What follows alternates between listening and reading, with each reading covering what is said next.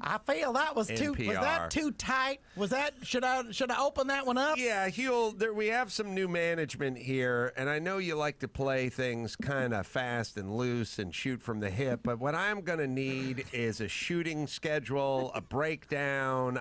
What I'm saying is I saw what you did at the Baghdad Cafe. You walked More in. of that. No.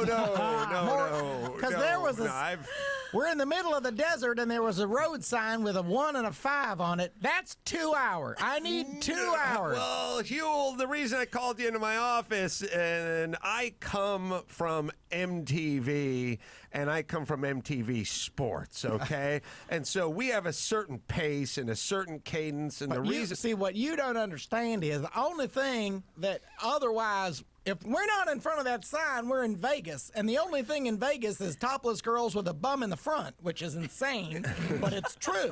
Right. Okay, well, many of our viewers... No, they have it. You got to go, but we're not going to go because... I know.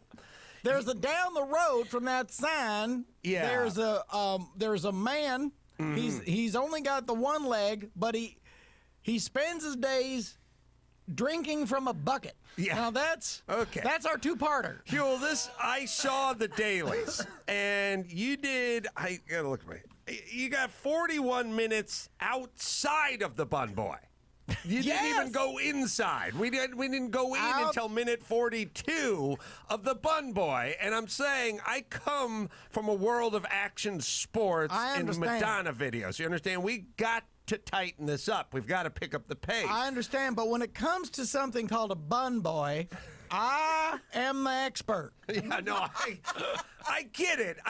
But it's an open-ended adventure at the Bun Boy. There's 26 minutes of you in front of the Great Greek, and it's not open. Yeah. It certainly is. No, okay. Let me tell you something about the Great Greek. You've got to, and I understand, you got to coax it open. Yeah, understood, but it's like getting a stray dog on your porch. Yeah. You got to coax it up with little treats.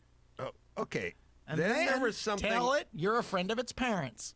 There's something I found confusing, too, which is you laying down on your back next to the world's tallest thermometer and doing a weird stroking motion and laughing maniacally. That was, thankfully, that was only 11 minutes. Well, but I feel like we got it. There has to be some editing in these bits. When I see the world's largest thermometer, like anyone, I immediately think, what's my temperature? Yeah. I wish I could find out. Yeah. So naturally, I laid down. So, Huell, look, The Godfather was less than 2 hours, as I recall, right around there. That had characters, that had plot, that had Marlon Brando, that had movement, that had pace. Star Wars, these things.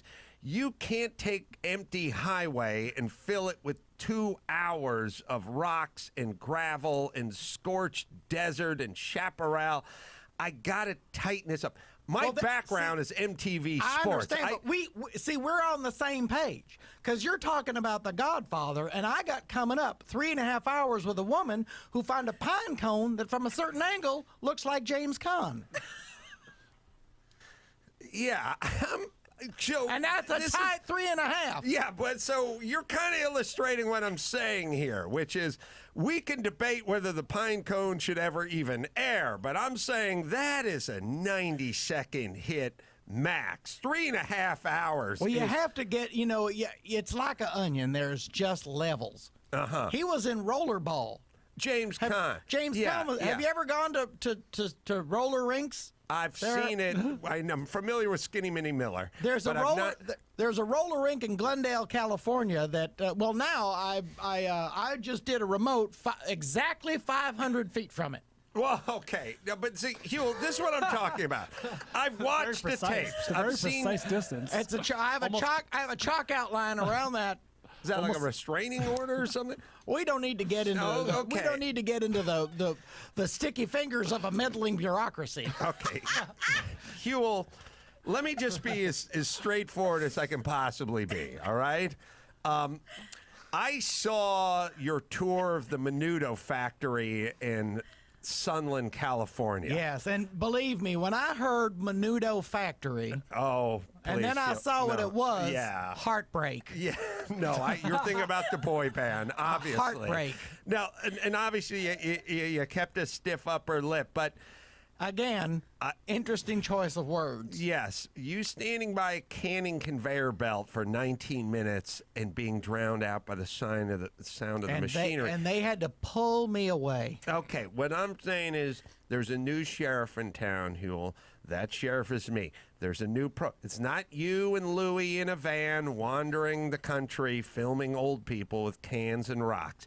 I need a shot list. I need clearances. I need itineraries. I need to know when. I need final cut.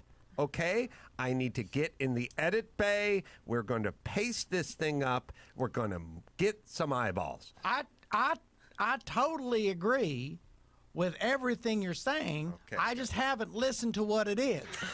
I noticed that your lips have stopped moving, so it's my turn to talk now. Oh, okay. Look, say your piece, Huell, but there's no more blank checks for you and Louie to go wander around and waste everyone's time and money. Let me ask you a question.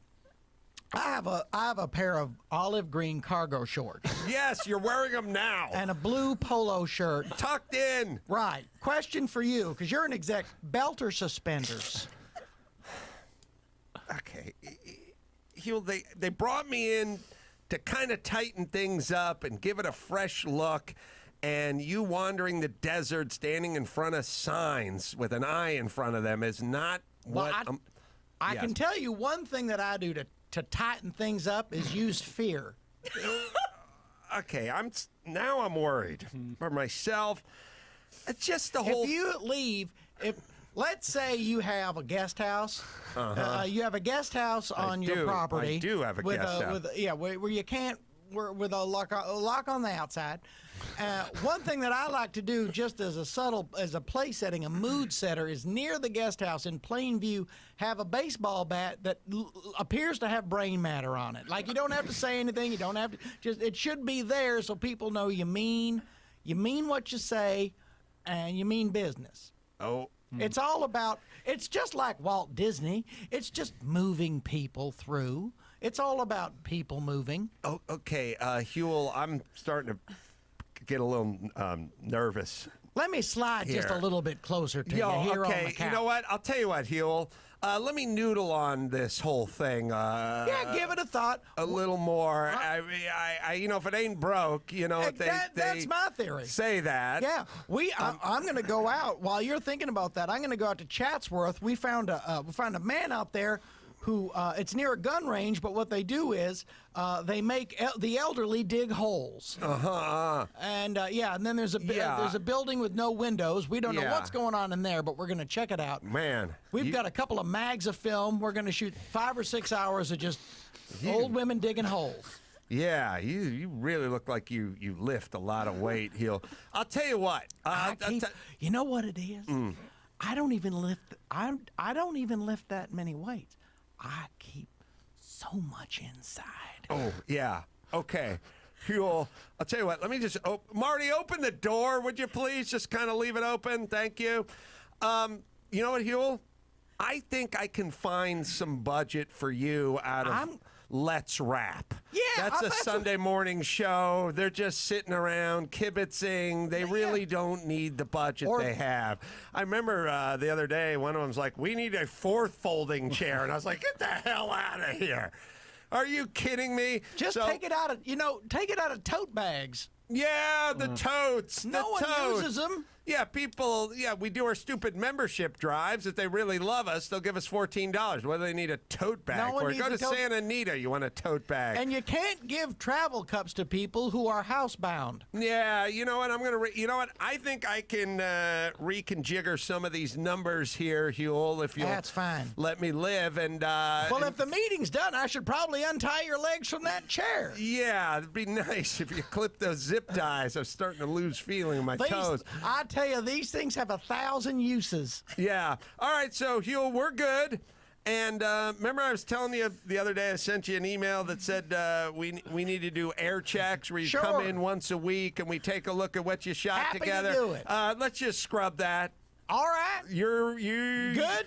You know what you're doing. Sure. You just get Louie and get in that van and here's a blank check. We're going out to an abandoned shopping mall in Oxnard. Oh, wow. That has been taken over by owls. This is good. Let me write that. Where were you when I was on MTV? But we're just going to stay on the roof. Yeah, no, and if you can just keep it to under 7 hours, I'll green light that. What we found with shopping malls at night is the UFOs will often come, but only if you're nude. Oh, yeah. Try to just do waist up on that one this time, Huell. Some of our younger audience was... Well, you can frame it out. Yeah, we could pixelate, but you could just kind of have Louie do a waist up shot, and then Sure. some of our younger viewers... We call it an Elvis. Just shoot a waist up. Yeah, waist up. Yeah. Do an Elvis. You know why? But again, I'm not telling you what to do. No, I'll tell you. You know why we only shoot waist up? When let's say, like, I'm just a regular guy. I'm like you. 4 in the morning. I'm nude on an abandoned shopping mall in Oxnard, waiting for a UFO. Right. You know why you shoot just from the waist up? Because, like a magician, all the magic happens inside the hat. Okay. Yeah. Well, again. Keep on keeping on, and accept my apologies for this meeting. And I know we maybe got off on the wrong foot. Speaking of feet, if you just go ahead and clip those zip ties. Yeah, clip those. Get your hands. Shake the hands out. Shake it out. Get that thing. And remember, if you need anything, you talk to Marty.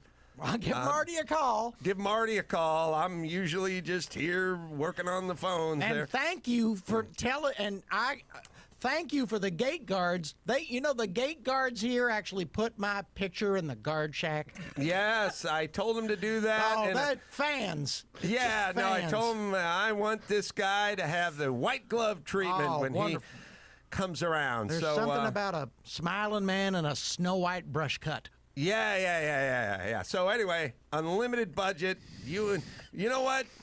You guys, you and Louie, get in that van today and just keep driving. Well, just keep driving. The next time you see me, I'm going to be standing next to a 6-foot fossilized dinosaur turd that looks like a silhouette of Anderson Cooper. My goodness, scintillating. I hope let's have that ready for sweeps, Marty. Do we have sweeps here on public television? If there's such a thing as sweeps, let's do the fossilized dinosaur turd on sweeps. I look forward to that, Huell. Shake those hands out. All right, don't ever come in here again. Thank you.